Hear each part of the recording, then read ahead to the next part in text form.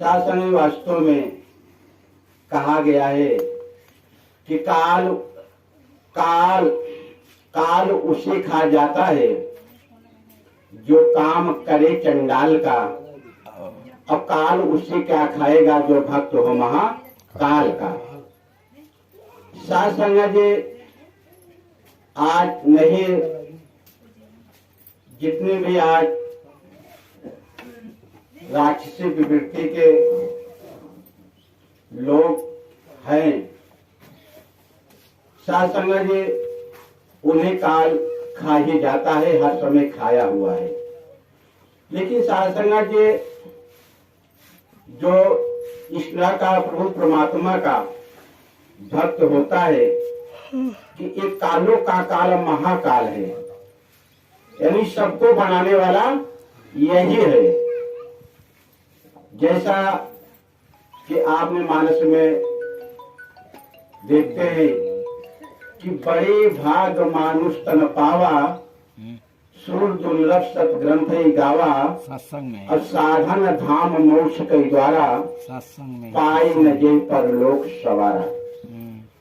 साथ संगत, आज संसार जिन देवी देवताओं के चक्कर में पड़ करके अपने आप को नष्ट करता है, उनकी पूजा इबादत करता है, आज वही देवी देवता इंसानी तन पाने के लिए तरसते हैं। लेकिन इंसान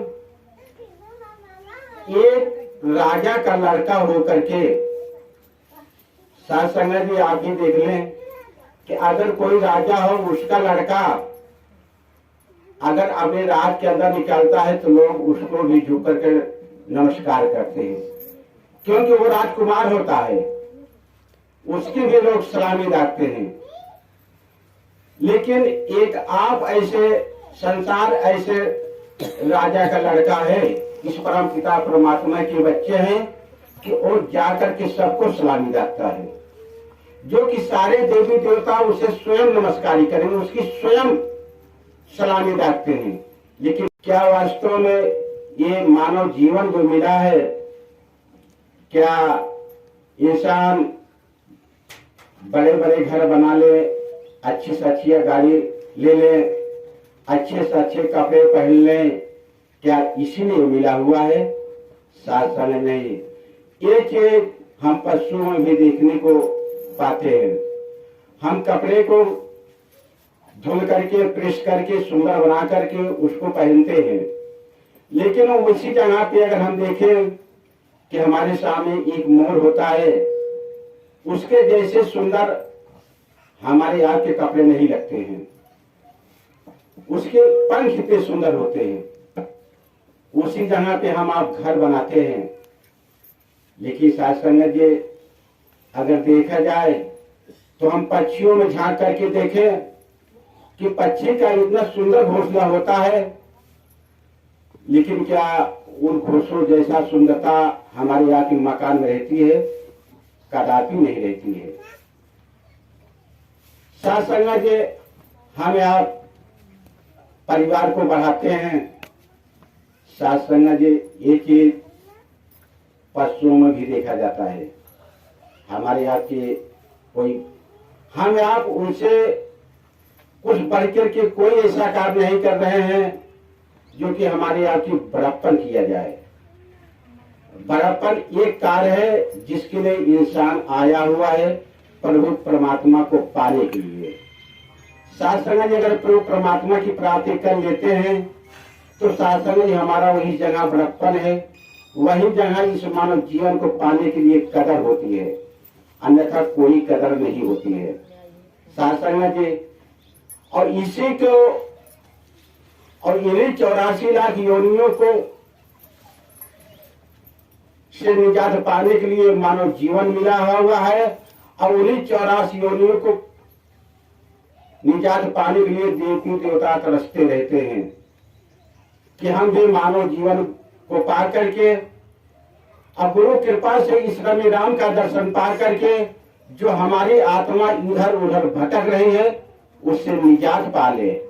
शासन वास्तव में आज समय का सदगुरु आपको उसी चीज को बार बार याद दिला रहा है कि हे मानव, तू जिसलिए आया अपना वो कार्य कर ले, और कर ले जिससे आपका आना जाना सफल हो जाए। तो आज वही सफल शासन ये सफल तभी होगा जब हम वास्तव में इनके चरण कमलों में आएंगे। तो अवतार बाड़ी में बाबा अवतार सिंह महाराज कहते फरमा रहे हैं कि वचन गुरु का अगर हम माने, गुरु कीरत हो जाती है, स्वतः हरि का सुमरन होना दुर्मत पास न आती है। वचन गुरु है ज्ञान गुरु का, निरंकार है इसका नाम, आप तरे और खुद को तारे, यमराज भी करे सलाम। वास्तव में अगर हम इस परम पिता परमात्मा का भक्ति बात सुमन करते रहेंगे तो काल हमारा कुछ नहीं कर पाएगा। शासन प्रेम से कहना हाँ निंकार स्वीकार हो। सत्संग जी, तो ये संत महापुरुष जितने भी आए हैं, सत्संग जी गुरु की बड़ी सी कृपा ही है। सत्संग जी श्री रामचरितमानस में लिखा है कि औरो एक गुपूत मत सबही कहीं कर जोर, शंकर भजन बिना नर भगत न पावे मोर। सत्संग गोस्वामी जी कह रहे हैं कि जब तक हम भगवान शंकर की उपासना नहीं कर लेते हैं तब तक इस निराकार का दर्शन हो ही नहीं सकता। सत्संग जी कह रहे हैं कि औरो एक गुप्त मत, एक गुप्त मत है कि सद्गुरु ही शंकर का स्वरूप होता है। अगर हम सद्गुरु की उपासना कर ले रहे हैं, साकार सद्गुरु की, तो सत्संग वास्तव में हम भगवान शंकर की उपासना कर रहे हैं। जब तक हम सद्गुरु की उपासना नहीं करेंगे तब तक इस निराकार पारब्रह्म परमेश्वर का दर्शन नहीं होगा, क्योंकि सद्गुरु ही इसका दर्शन कराता है कि देख लो, जिसके लिए तुम दर बदर भटकते थे वो आपके चारों तरफ है कि नहीं है। सत्संग जी आज जो इतने महाबली हमें आप पढ़ते चले आए हैं, हुए हैं, सब ने शंकर की उपासना करके हुए हैं। यानी प्रहलाद के लिए नाना प्रकार की दुर्दशाएं की गई कि जिससे पहाड़ों से फेंका गया, हाथियों से रौंदाया गया। सत्संग जी जलते हुए खंभों को में लिपटाया गया। सत्संग अनेक दुर्दशा की हिरण्यकश्यप ने। अब होलिका को ये वरदान था ब्रह्मा द्वारा कि तो अग्नि में प्रवेश करने पर तुम नहीं जलोगे, और इसी वरदान के वास्ते हिरण्यकश्यप ने कहा कि अगर तो भक्त प्रहलाद को अग्नि में बैठोगे तो तुम बच जाओगे, और ये जो प्रहलाद है जो राम राम रट रहा है इसके मृत्यु हो जाएगी।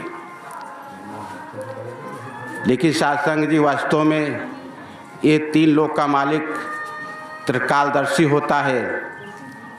हर समय अपने भक्तों के मान सम्मान मर्यादा को सब बचाया है। भक्तों की लाज और मर्यादा हर समय रखा है। सत्संग जी ये तब रखेगा जब वास्तव में हम सद्गुरु की मर्यादा को कायम दायम रखेंगे, तब जब इनकी मर्यादा को बचाएंगे तब। आज वही होलिका के नाते आज सारा विश्व होली खेलता है। तो भक्त प्रहलाद को जला रहे थे, लेकिन सत्संग जी प्रेम रूपी अबीर के साथ हम होली खेलेंगे तो वास्तव में हमारे जीवन में किसी प्रकार का नुकसान नहीं होगा।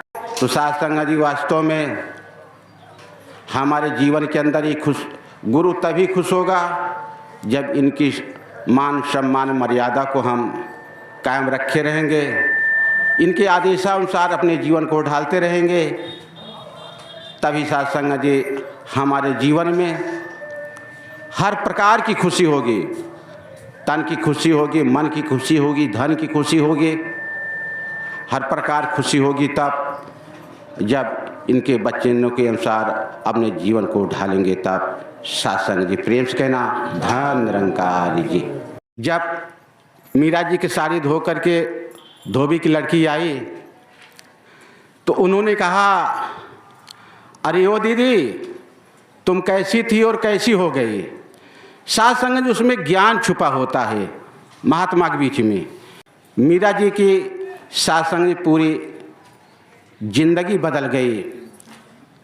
उन्होंने मजाक ही तौर पे कहा था, लेकिन साध संगत जी उस धोबी के लड़की के द्वारा उन्हें ज्ञान प्राप्त हुआ कि ये बात तो सही थी कि मैं कोर्ट से एकदम व्यस्त थी, लेकिन आपकी साड़ी की ही करामात है जिससे आज मैं स्वच्छ और सुंदर बन गई हूँ। तो साध संगत वास्तव में एक गुरु का दर इतना साध संगत जी अद्भुत दर है कि साध संगत यहाँ सब कुछ प्राप्त हो सकता है जब हम वास्तव में इनके कहने अनुसार, इनके बचने अनुसार, इन संतों के बचने अनुसार जब हम अपने आप को ढालेंगे। तब साध संगत जी अवतारवाणी में कहा गया है कि मोती से भी सच्चे सुच्चे संत जनों के समझो बोल, मोल नहीं पड़ सकता इनका, बोल है इनका ये अनमोल। जो जनमाने जीवन ढाले वह ही मुक्ति पाता है, अपने आप तो तर ही जाता जग को पार लगाता है। हर पल हर सीन सुनता रहता अनहद की सहनाई को, अनहद की सहनाई को।